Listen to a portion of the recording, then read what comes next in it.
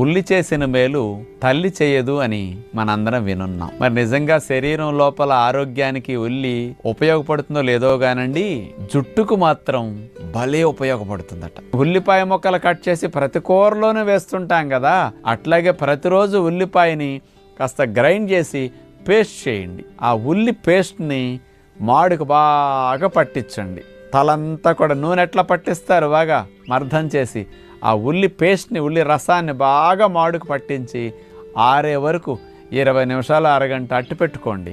చక్కగా తలస్నానం చేయండి. జుట్టు కుదుళ్ళు హెల్దీగా అవటానికి, జుట్టు ఊడినా తిరిగి రావటానికి, జుట్టు గ్రోత్ బాగుండటానికి, జుట్టు కుదుళ్ళకి రక్త ప్రసరణ వ్యవస్థ బాగా పెరగటానికి అన్ని రకాలుగా ఉపయోగపడుతుంది అన్నమాట.